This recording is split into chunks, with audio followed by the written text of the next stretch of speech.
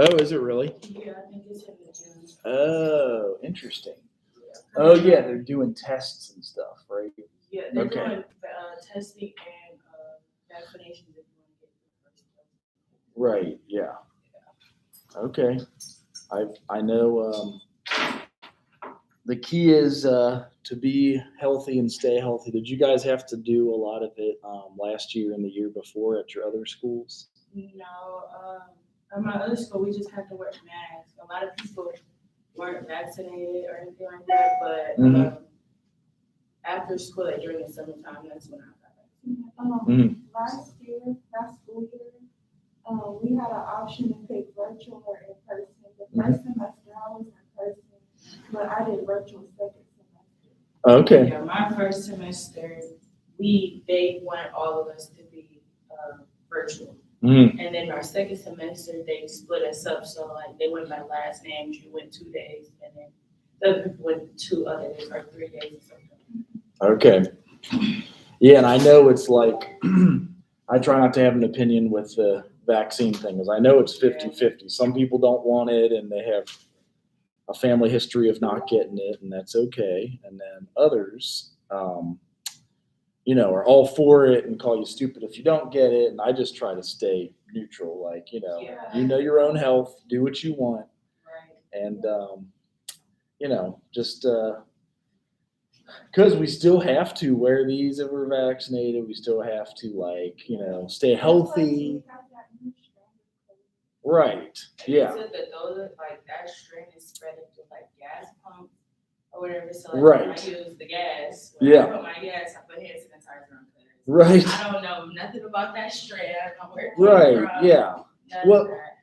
It's sad because it probably was something they studied in a laboratory, like in either the U.S. or China, and then somehow it leaked. It got out, and then it just been like, I don't know if you guys seen that. Like the Congress was debating Dr. Fauci, and they talked about how we funded $300 million in China to study the gain of function of coronaviruses in China by the Wuhan lab. So it's like, all right, well, maybe that's where it got out. Yeah. So it's real, and we do have to be safe. And so I think if with that, if they did come up with a vaccine for the Delta 9 or that new strain COVID, would that affect the other vaccine that we got? probably, yeah. Yeah, I bet. So then there was really no point in even getting the first vaccine that you would give it if there was a second strain of COVID.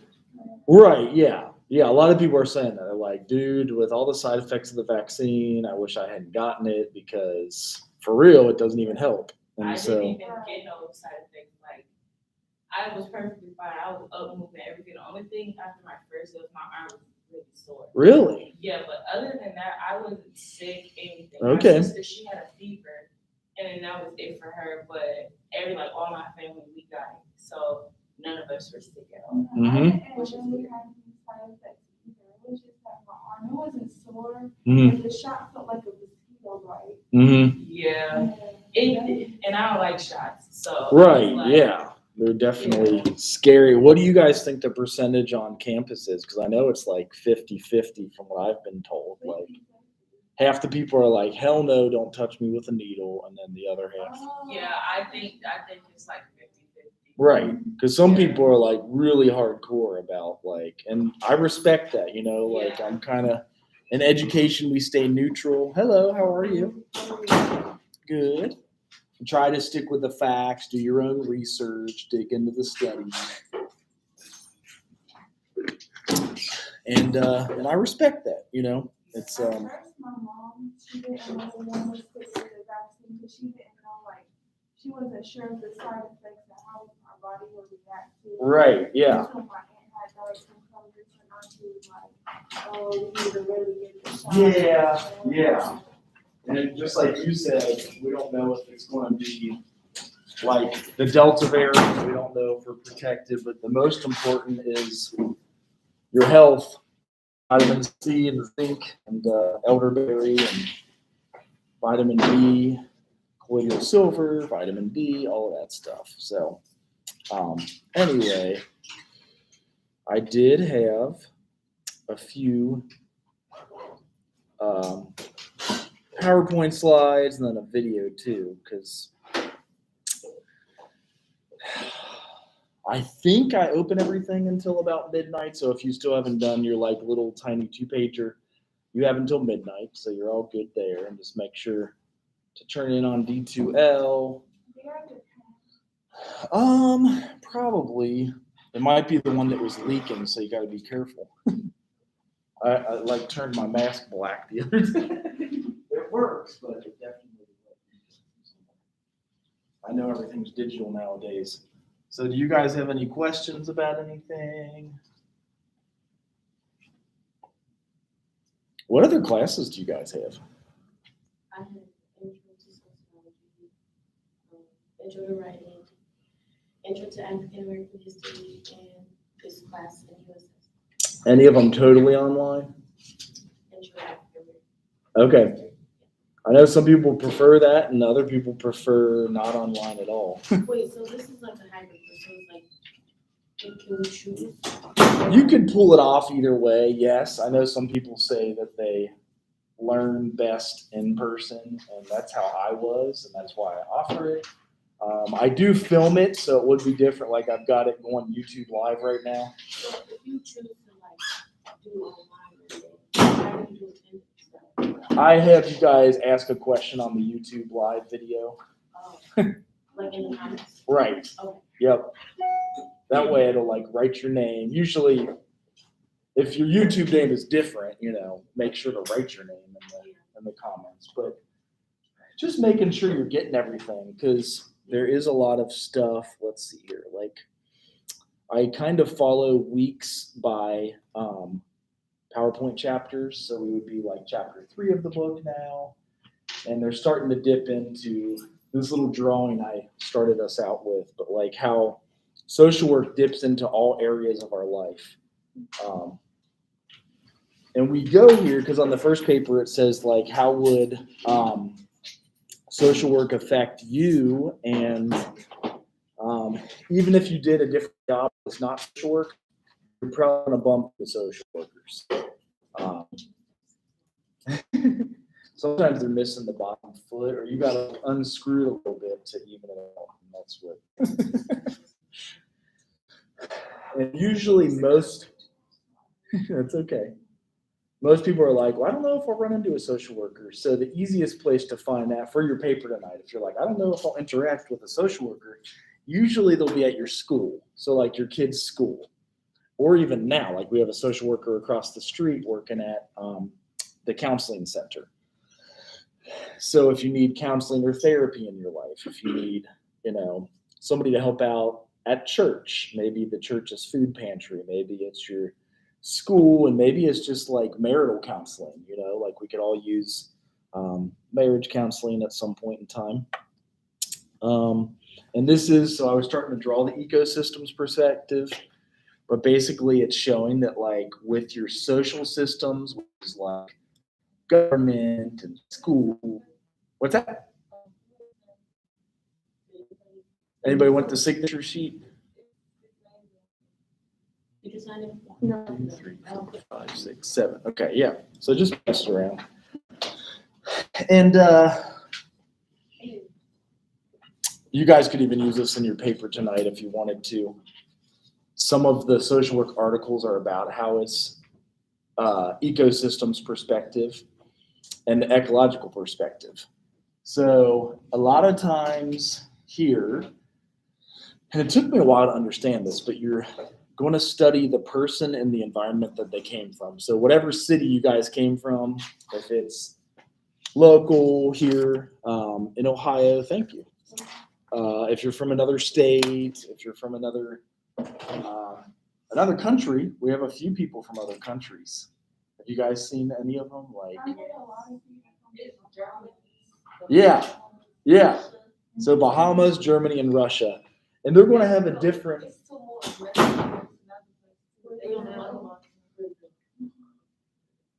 Yeah, we definitely recruit from all around, and what I like about it is it like gives us that background. So in social work, we all grow up with like a different background. Even if you grew up in the South of the United States compared to the North, it's going to be different. If you're from Chicago and it's cold and windy, or if you're from Cincinnati, it's almost on the border of the South, like the Ohio River borders Kentucky.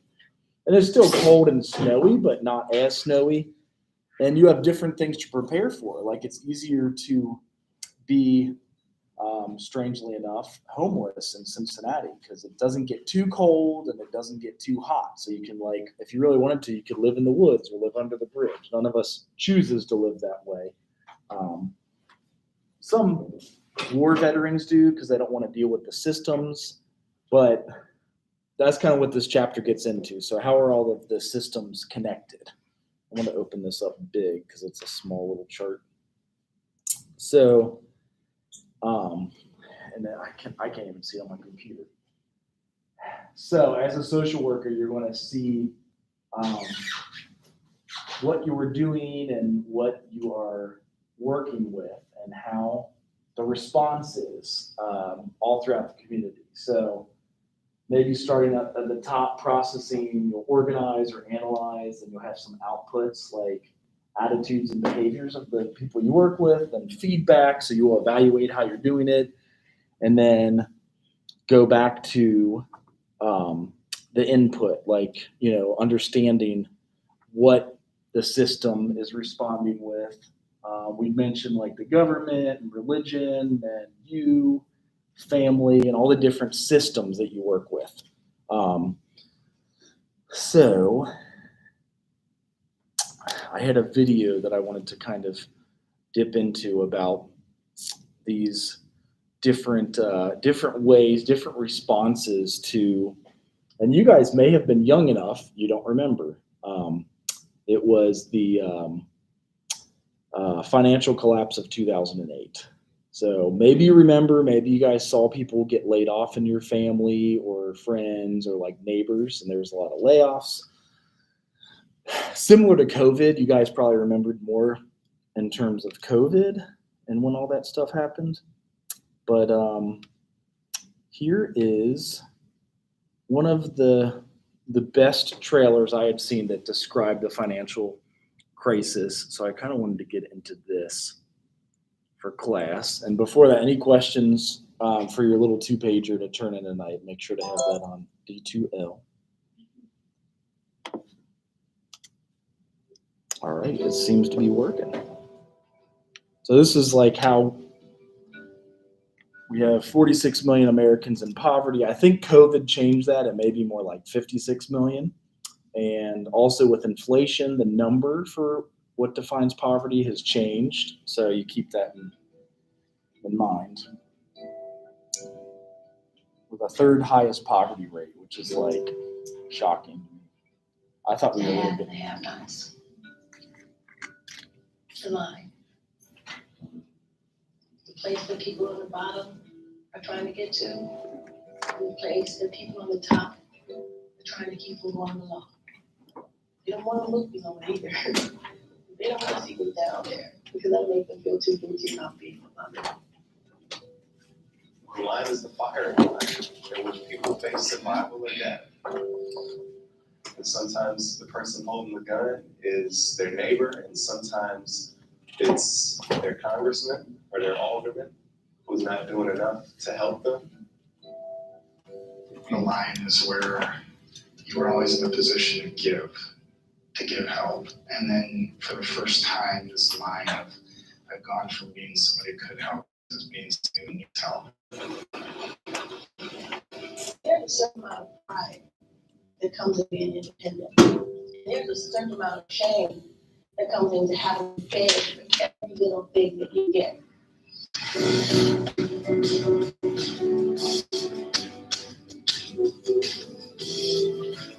So $23,050, which changes every year. It may be more like 24 or 25,000 this year. With inflation, it could be like 27,000 to live, pay rent, and everything next year. $23,000 is no money, nearly. And yet I could still see families who make 35,000, who are still poor, who are still about to lose their home, who still can't afford groceries. When you start trying to tell people about poverty, they start making excuses and making heartless statements about why people are in poverty, and they don't even have a clue.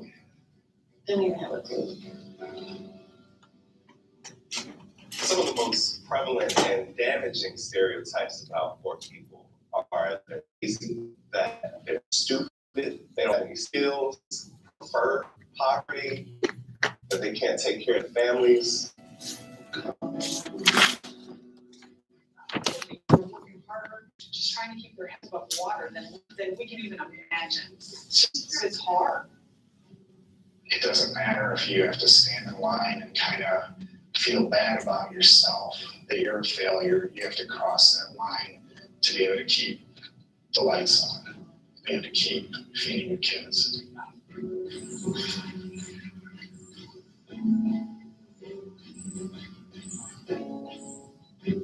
That could be you without a house, wondering if they're gonna put you out.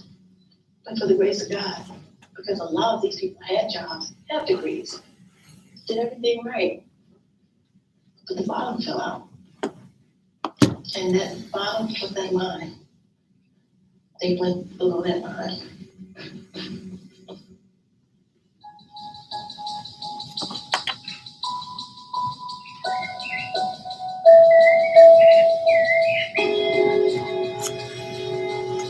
Anybody from Chicago in here today? Do you know where this county is? Is that like a rich county? Okay, I was just wondering. Oh, they do? Yeah. That's what I noticed in the video. And he's like saying how, you lose a job and it can happen to anybody. DuPage County is considered one of the richest counties in the state of Illinois, probably one of the top 50 counties in the country as far as per capita income. So there are a lot of well-educated, middle-class, upper-middle-class people that live here. There's also the part of the county that people don't talk about. There's the about 10% of the population that lives at or below the federal poverty line.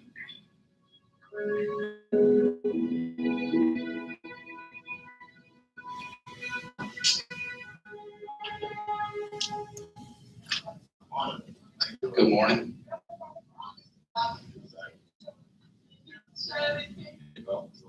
Thank you. Just have a seat. Okay, thanks. I remember the first time I tried to go, I just couldn't do it. I drove there and I sat there and I couldn't get out of the car. And the second time I got out of the car, I went in line and then just got either impatient or just sort of embarrassed and just kind of walked away. Because you just don't want to admit that you're that defeated. You've been brought up never to be a charity case, never to have to ask for help, and all of a sudden you're in that position where you got nowhere else to go, and it's hard.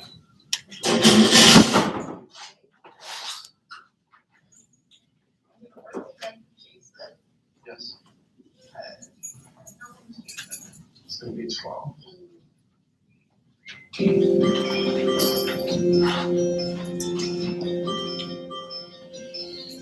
So this is the systems that get involved with when there are first layoffs, especially COVID. I guess it was last year. It feels like 2 school years ago, so it almost feels like 2 years ago, but it was last year in March.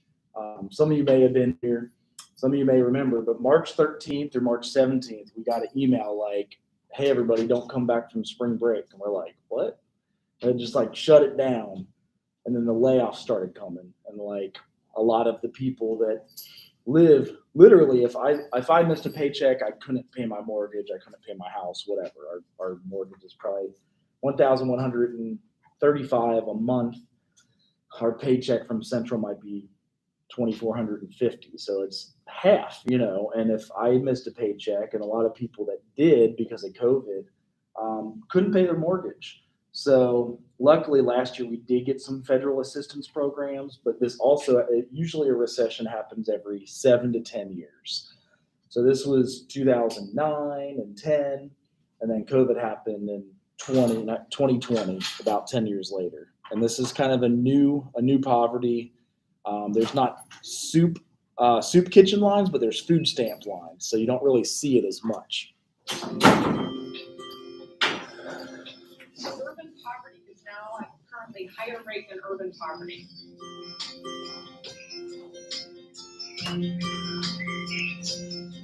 So they're saying from September 11th was another big recession year. So we had a recession in 2001, 2009, and then 2019 and 2020. And the suburbs started growing more.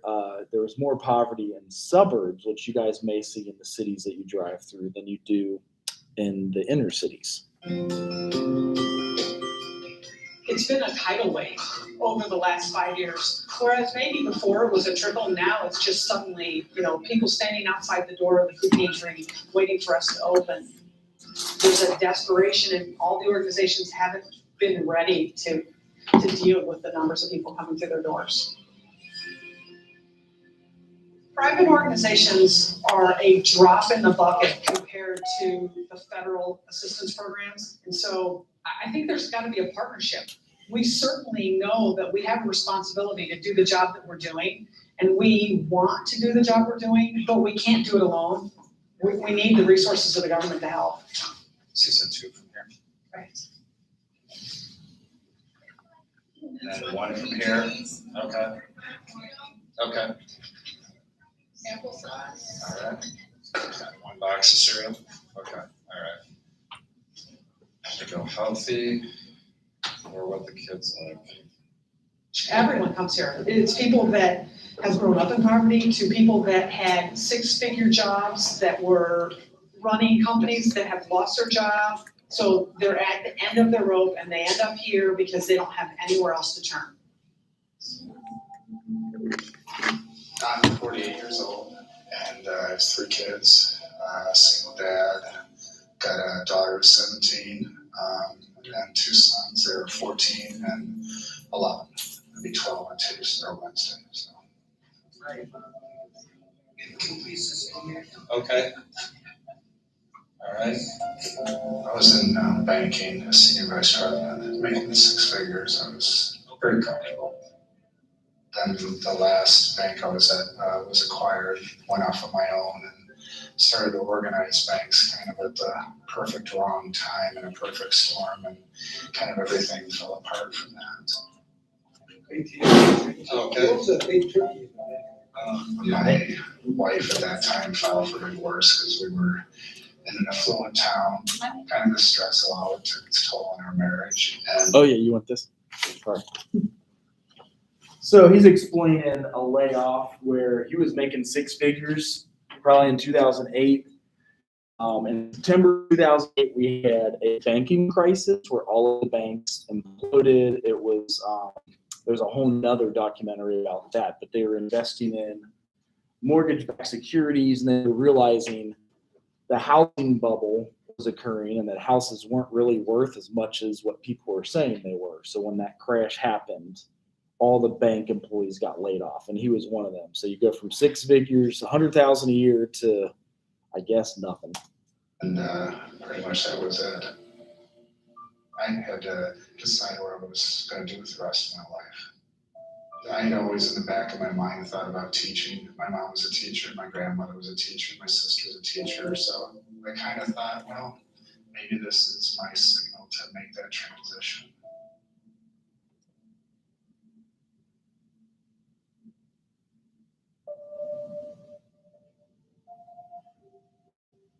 Just like you're sending your resume into a black hole, and you talk, to the principal, or you follow up, and they're like, we've got 4,000 applicants, and you're like, okay, how do I get noticed? How do I do anything?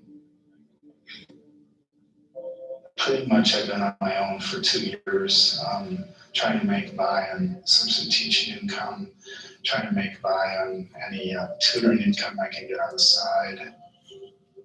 And substitute teaching, you're looking at $85 to $100 a day, depending if you get called into work that day. And usually it's last minute. You may get a phone call at 5:30 in the morning. For me, best case, if I'm working almost every day, I can make $12,000. That would be the best we can do.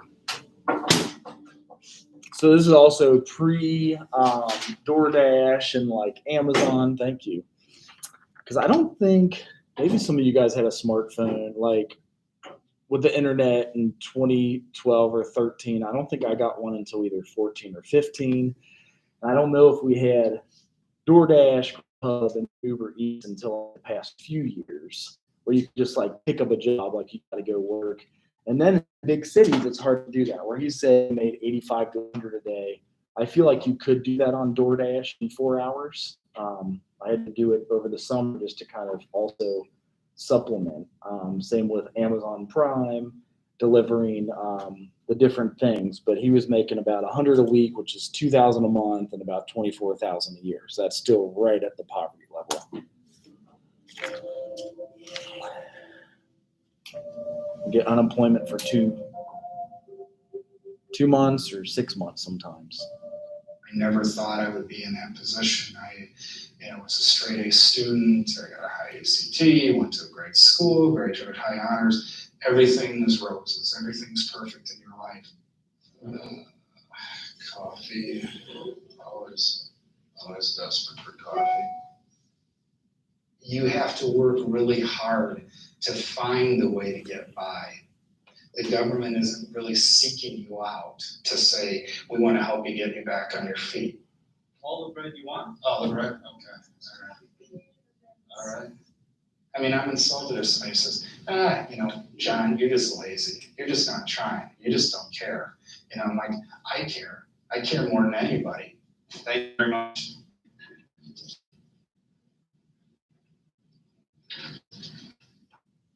It's sort of like being at a grocery store where not everything's been put on the shelf, but you just have to do the best you can and hope you get enough that can help you get through each month. So you kind of put your own choices to the back burner because you just have to try to look and say, what do you really need? If you live in a qualified zip code, you may be eligible to receive. So these are some of the issues we'll run into as social workers. You could do one of your internships at a food pantry. Has anybody here volunteered at a food pantry before? So did it look anything like what they're showing, or? Right. And a lot of times, so they're giving out as much bread as you want because that's going to go bad tomorrow. Bread gets moldy fast unless you freeze it. The dry goods, usually they'll give them out 6 months after the expiration date, and the canned goods up to a year after the expiration date. So as social workers, we advocate extra clients to those spaces if they did have a layoff and try to find ways to help them in their time of crisis. So get them to the proper systems. It might be a church food pantry. It might even be like a local one. So here's the next part of, it's called the documentary, The Line.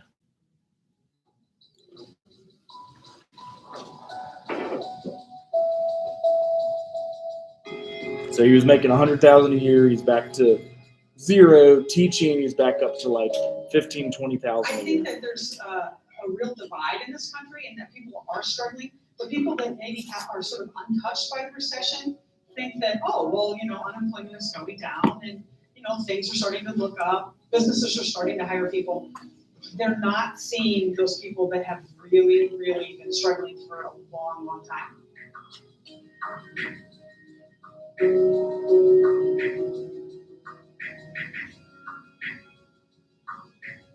You have to make choices sometimes about what bills you're going to pay. And I've had my gas shut off. I've had my electric shut off. It's horrifying. It's embarrassing when your kids go to turn on something and it doesn't work. It's the most horrible feeling in the world. Kids just don't get it. I think that's the hardest thing is just to answer the questions. My youngest son will just say, Dad, when are you going to get your car fixed? And it's like, well, when I can, And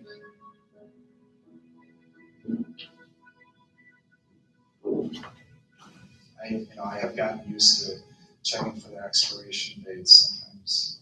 You just gotta be careful.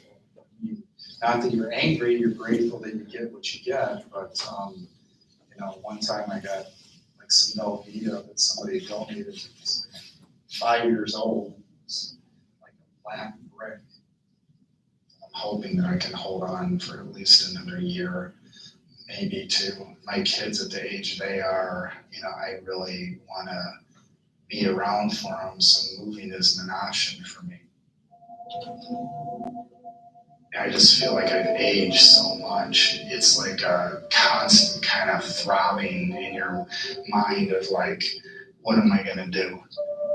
I don't want to worry about this anymore, but you just don't know how to stop it.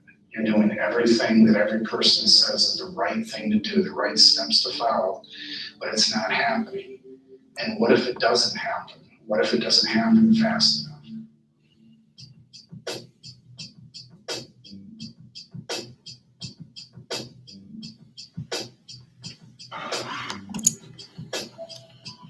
So now they're shifting to downtown in Chicago, and they do about 4 different stories total here.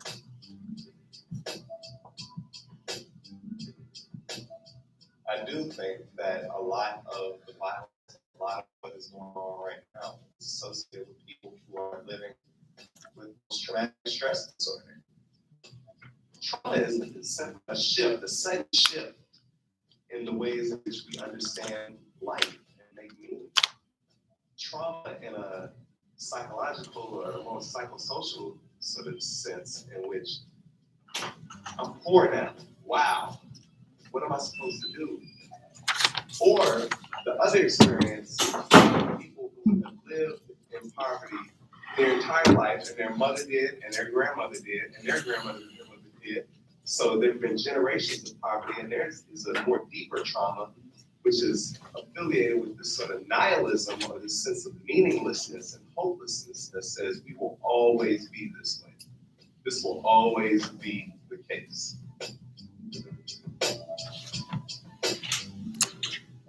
So this gentleman is really big on trauma in specific, which was kind of revolutionary because when they made this in 2013, they just started getting the DSM-5, and PTSD could be diagnosed with kids, whereas before it could only be a veteran could be diagnosed with PTSD.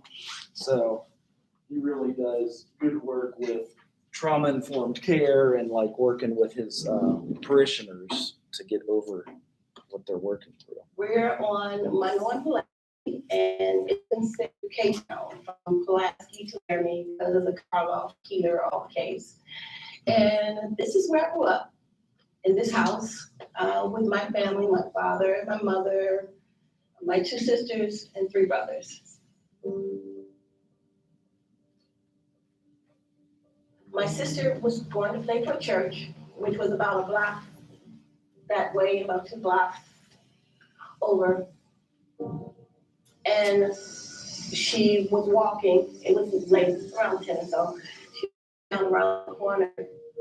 She was shot and killed. She was shot in the head and killed.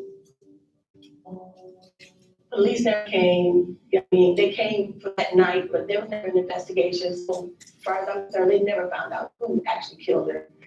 But that destroyed our family pretty much. That was the beginning of the end of the family that we knew. Just one bullet. We never recovered. One bullet. And we never recovered. I think the thing that bothers me the most is that my sister wasn't a statistic. She had a name. She had a family. She had people that loved her, who depended on her for their survival, literally for their survival emotionally. And it's hard for me even to come down this block. It's a long time that I can even drive down this block because I always think about the day that I heard the bullet.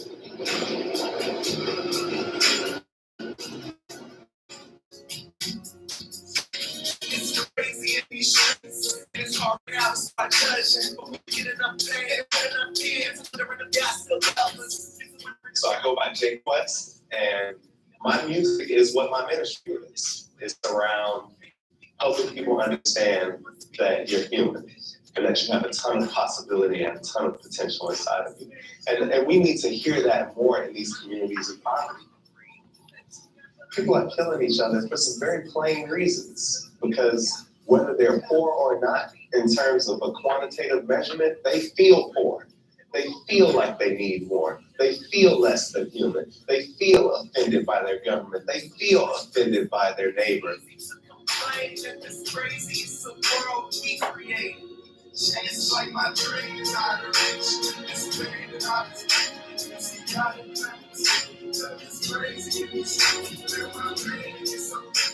Most of the young people where I grew up in K-Town, they didn't expect to live past 18, 20. Because their friends are dying like, around them. Like this is a memory of war. They never know from one day to the next. And you're gonna wake up and your friend's gonna be gone. Or if it's gonna be you. So there is no hope. You know why I'm not so keen on education? Because education means you plan to have a future. They don't plan to have a future. They think that the streets are gonna kill them. That's their reality.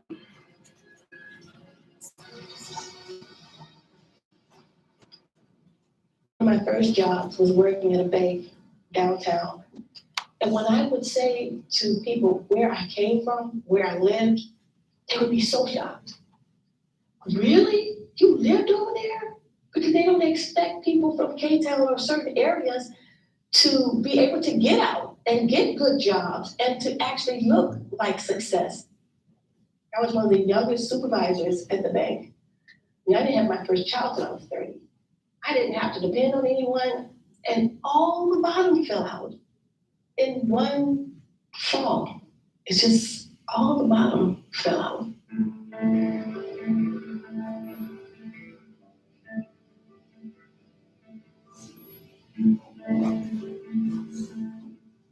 There was a screw. My boot got caught in the screw and I fell head first, 14 feet into a wall. I broke my arm into two places. I knocked my brain into my spinal column. So it's caused me to start having strokes. I ended up having to have brain surgery where they had to take a big piece of my skull out, so my brain.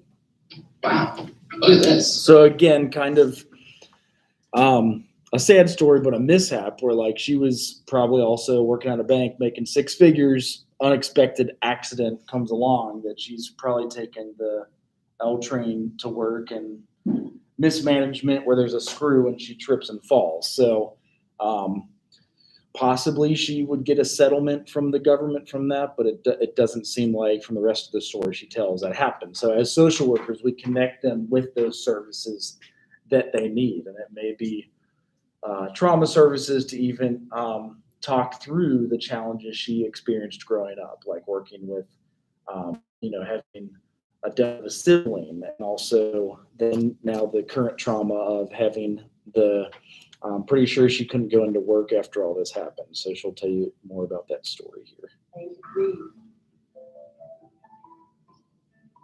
It took me 15, 20 years to finally get back to where I could be up and around. And keep in mind that I had a 7-month-old, a 2-year-old, and a 6-year-old.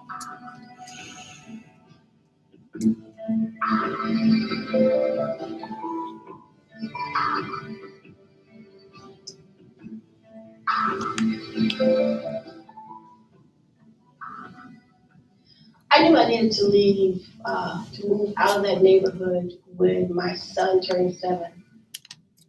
See, I had a lot of fun as a child running up and down the block. I didn't realize that I was around one of the biggest drug operations right behind my house. There was a lot of stuff being sold in and out through there.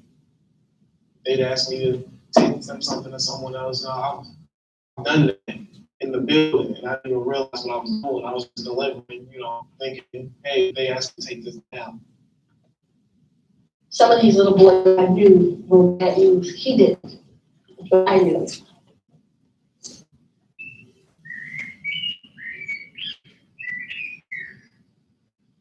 This house that we live in now used to belong to my parents. And then when my father passed, the house was just too much for my mother to handle. So my sister, my brother, myself, we all moved out here to live with my mom. And together we made it a community home, which is what, quite often happens when people are trying to, get out of a bad situation. Right after, about a year after my accident, I realized that I would not be the same. And I went on disability. And disability gave me $1,000.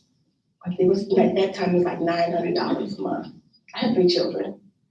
They gave me $900 a month for me, and they gave me $122, I think, for each child. Keep in mind, that's to pay my rent. I had food stamps, but it wasn't a lot, so a lot of times we would run out of food stamps.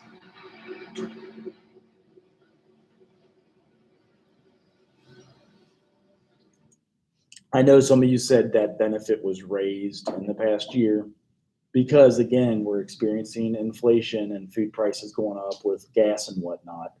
So a lot of times the food stamps may last 2 or 3 weeks. So there's that last week that the food pantry will often get the family through. So as a social worker, we connect them with those resources to get to the end of the month.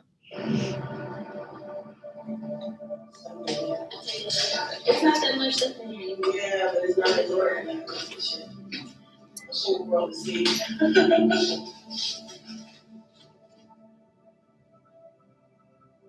Giving my children hope, that was the hard part because they went to a private school.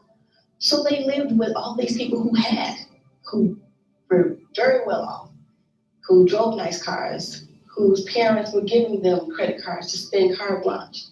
And then they came back here, and I'm saying, no, we don't buy name brand gym shoes.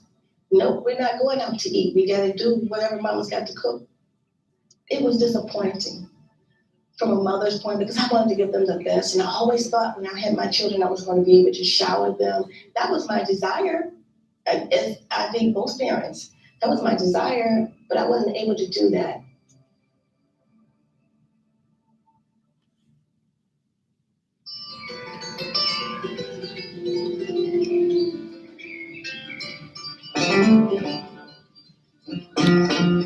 So now they're going south into the Gulf Coast. It's in Louisiana.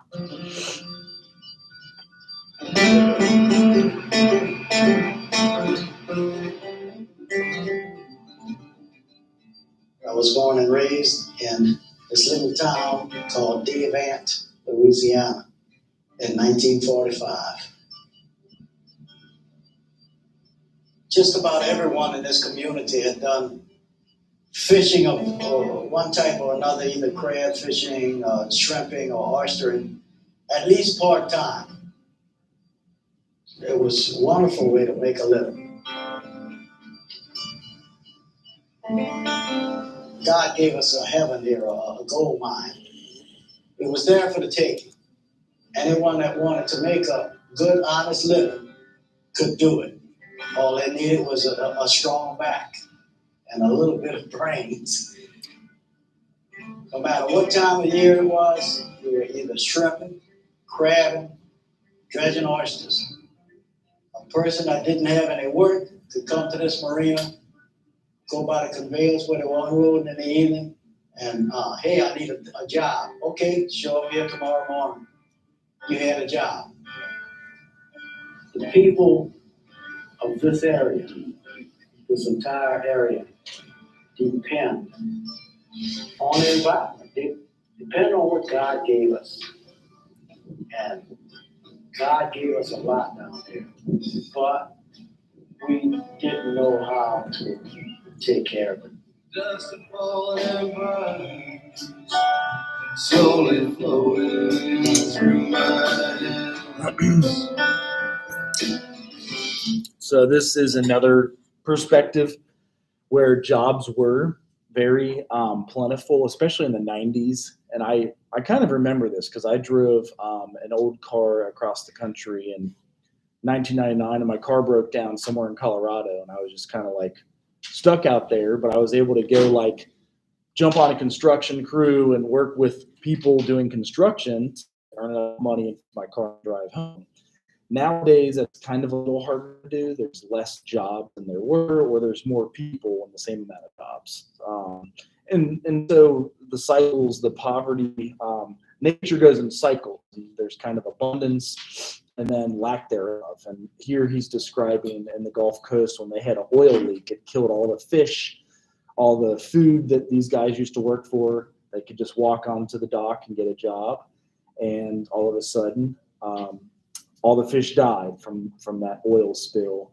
And even right now, we're going through, there's research showing what's called a grand solar minimum. So the sun is less strong. It's still hot and warm, but the food is growing differently. So we don't have the abundance of food. So just understanding the cycles of nature and how that also creates poverty.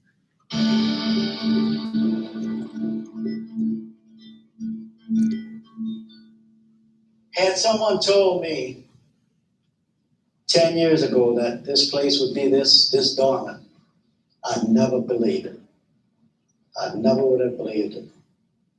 But it's happened, and it's happened so quickly. It's just unimaginable. I don't know if it's because of the natural disaster that we had with Katrina or the oil spill. The natural resources are not there anymore. The coastline is washing away.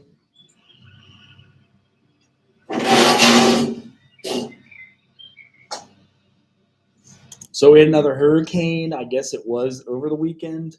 And it did affect this place not as badly as Katrina because the dams didn't break.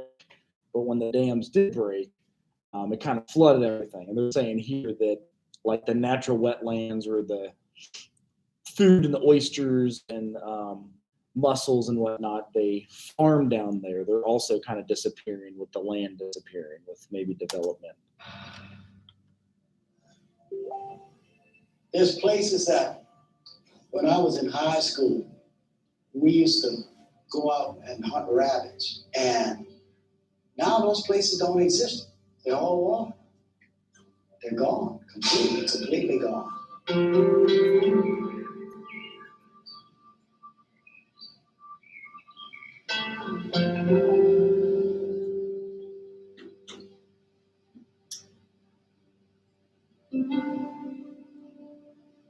Anybody ever eaten oysters before?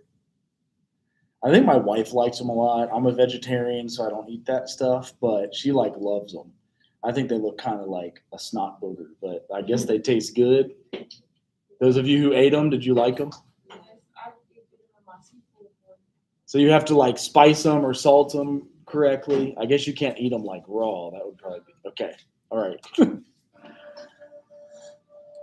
It's a minimum or an average of 3 years before that oyster's ready for the market to be harvested.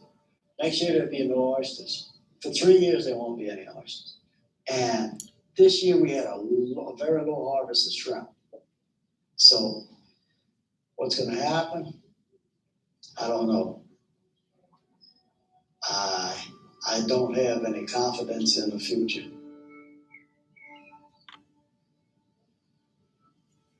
Unless we get a drastic change, a sudden change in the amount of seafood and the prices, there's no way that I can continue to do this and survive with it.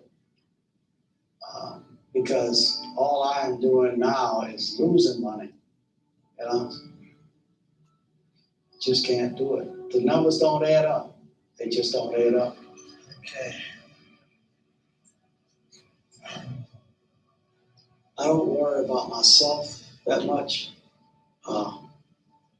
It's only just me and Bonnie. We'll survive. But my children, I worry about my children.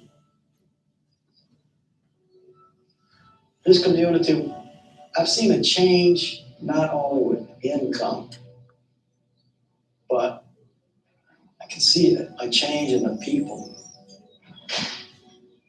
The people that are still here are not happy anymore. people were always jolly. They didn't worry about tomorrow. Tomorrow was taken care of. And now everyone's worried. They're all stressed.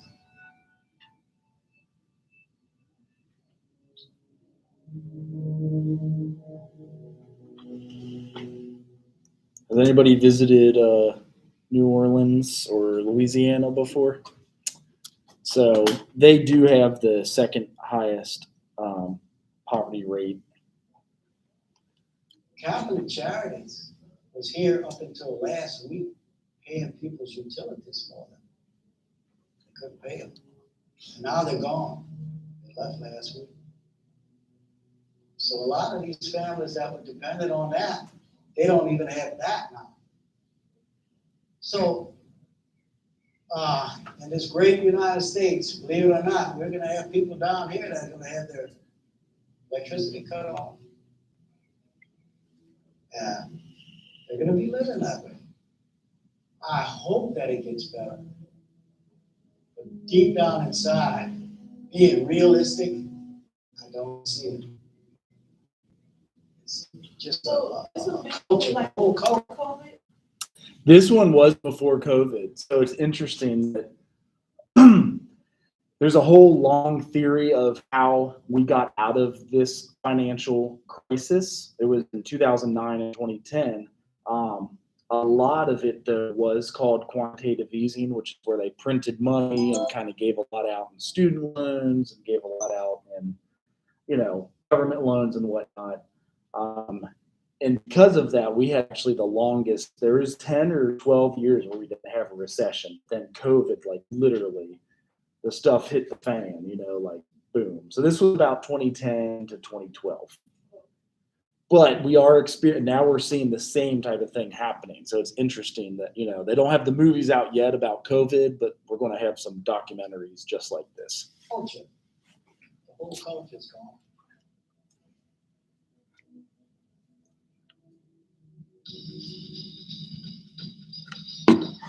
Now they're going up to North Carolina, so that's the last place they stop at. Poverty is struggling to make things work. When you have to struggle paycheck to paycheck, it's poverty. You try to fight yourself out of it, but you can't. You can't.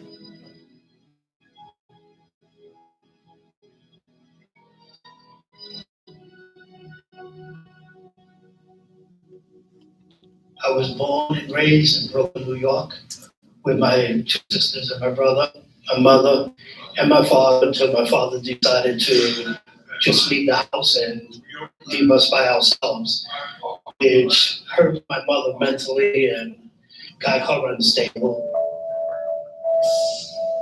We would have never survived if welfare didn't approve us and we were getting food stamps every month. That's not me by myself. I wouldn't have been able to do it, and I had to give up going to college. Went down to the racetrack in New York City with a friend of mine, started hop walking horses coming off the track, and that's where I started working, which was at the racetrack, and turned around and did it for 22 years. It was every day, 365 days a year, and that was it. There was never a day off.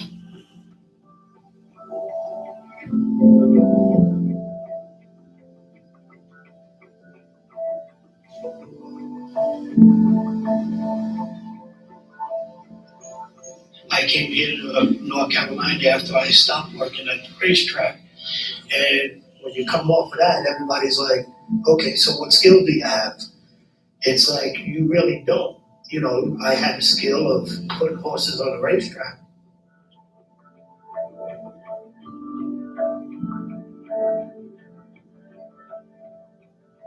I was in the shelter 3 months.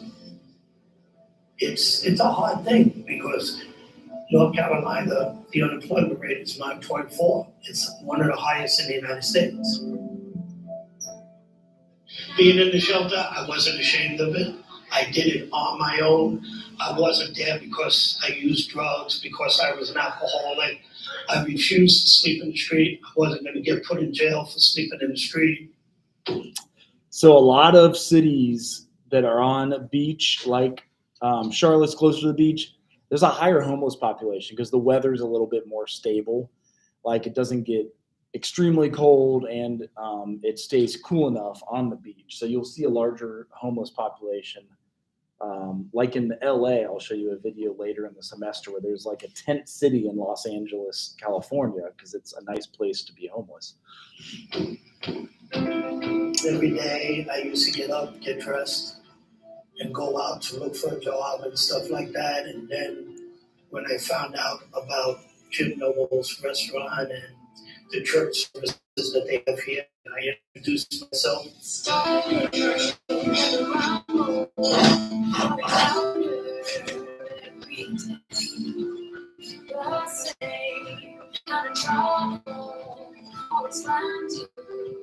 It is a 501c faith-based, not-for-profit restaurant. That's unusual. In fact, there's not been many done like this, I don't think.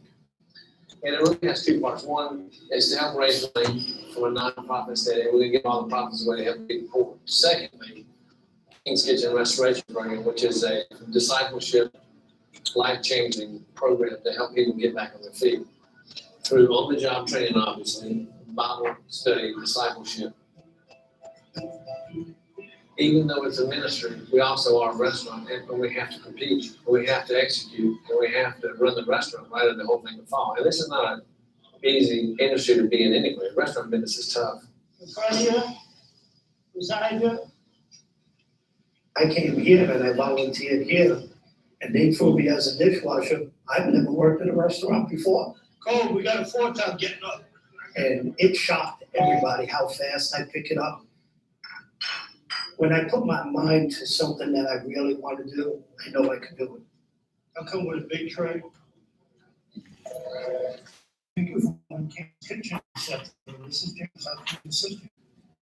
One day, Jesse came up to me. He goes, "We all came together and we're hiring you." I said, "You're kidding." He goes, "You start tomorrow." Would you like me to take your place for you? Is everything okay? Please come back. And when I started working here, they worked with my hours down at the shelter. They saved me a bed. And when I got my first paycheck, I looked in the paper and saw this place and took the bus down there, filled out the application, and there was a 1-bedroom apartment ready. And that was the last time the shelter saw me. When I got off the bus, I put my hand in my pocket and I had the keys to my own place. And when I opened up the door, I was like, "You're home." The first thing that I did, I called up my 2 sisters and my brother. And, your brother is just fine. Your brother's fine. And my sister goes, "You right in the shelter?" I said, "Yeah." I said, "I got my own place and everything."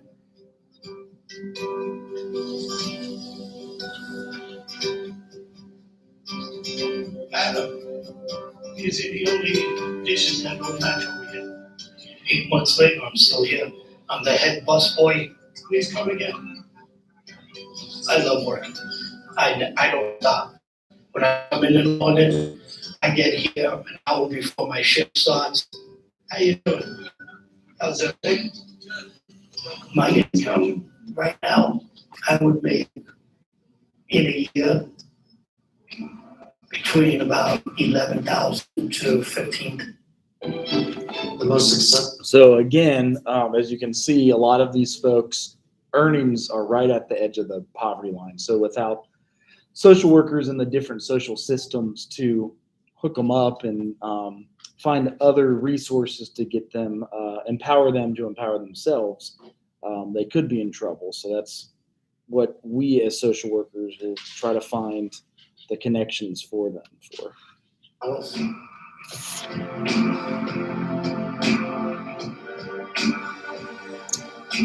So you see a lot of people working 2 and 3 jobs, and that's become more prevalent in COVID. So I'm sure we're going to have documentaries on that soon. A lot of you can get into Economic Policy Institute, like if you did a Google like scholar search. People in poverty live in poverty-stricken areas. People who have money don't even go close to where those people live. You think they worry about who's living on the street? No, because they were never part of it. And if you're not part of it, why think about it? Try to climb the ladder by yourself sometimes. It's hard. I don't judge people, and I hope that people don't judge me, and that's how I've always lived.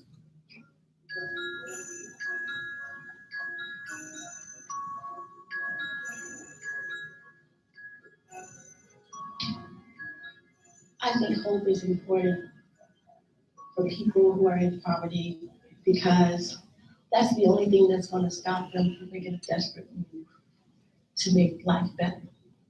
If you have no hope and you don't think man's coming, you jump yourself.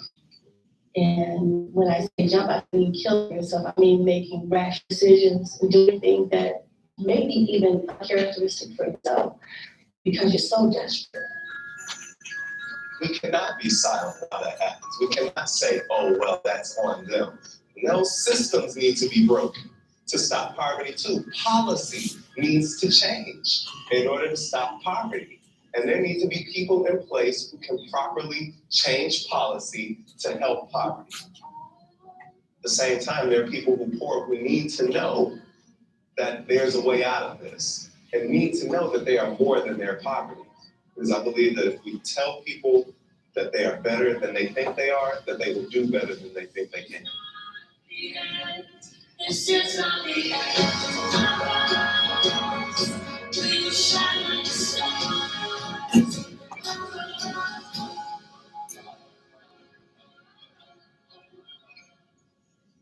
Every other day, you'll see like gang violence going on outside of the school, or kids fighting. But what really keep me calm is either drawing or playing basketball.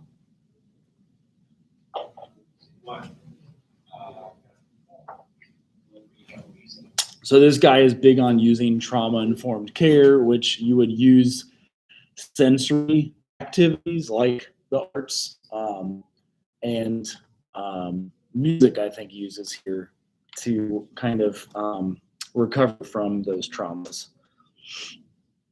We bring young people in, and most of them have already either dropped out or are in situations where they're not doing well in school. Where I come from, this component is around adding creativity to their life. Creativity and dignity, the two key words here, and saying, okay, you have not only something to learn in terms of math and science towards getting your GED, but you have a story to tell. You've seen something. And what I want to do is help you tell that story. We want to help you tell that story because once you can tell that story, you can own your life. You own your identity. So helping them to tell those stories is one way of giving them hope in the midst of what they're going through. Poor is not what you are. Poor is part of what you are, and it's a situation that can change.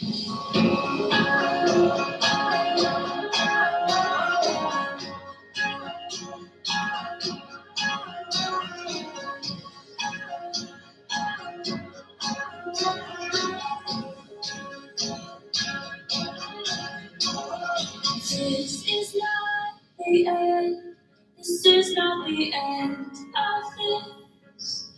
We'll open our eyes wide, wide. This is not our last. This is not our last breath. We will open. I started a nonprofit called Born to Be Light, and I came up with a pledge. Born to Be Light is a nonprofit organization dedicated to the aggressive promotion of nonviolence. And they take the pledge, and the pledge is right up front, and it says, I wear this band to take a stand against violence. I pledge to be the change you see in my home and community because I'm a light. So I go around to the schools and communities and functions, and I have the people wear the bands. I have them take the pledge, and it works. It really works. So I'm not just sitting back waiting for somebody to give me something. I'm trying to help myself. I'm trying to help my community.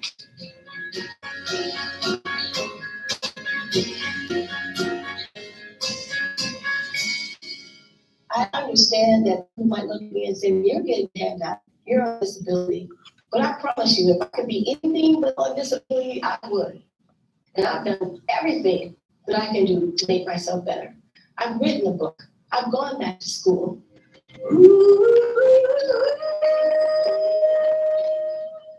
I've done a CD. I do outreach programs. I do everything that I'm supposed to do. So the fact that I'm still on disability is still no fault of mine. And since my accident, I haven't had one day that I haven't had pain, but it hasn't stopped me from going to school and being on the dean's list and a president's scholar. It hasn't stopped me. This is not the end. This is not the end. We will shine like stars.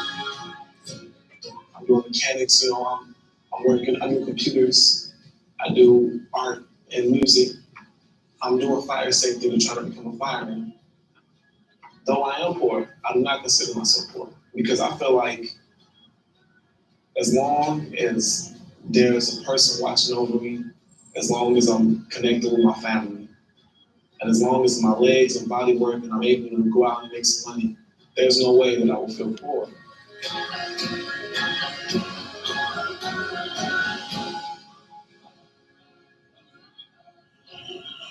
So that's some of the research we had on the PowerPoint last week, but starting in the 1950s, we did start a lot of those programs that cut the poverty rate in half.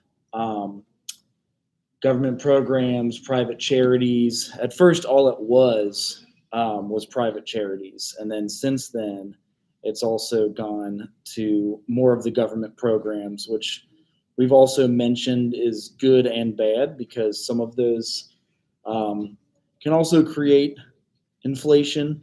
So something to be cautious of, but balancing between giving enough services and not making it too much inflationary spending is kind of the key there.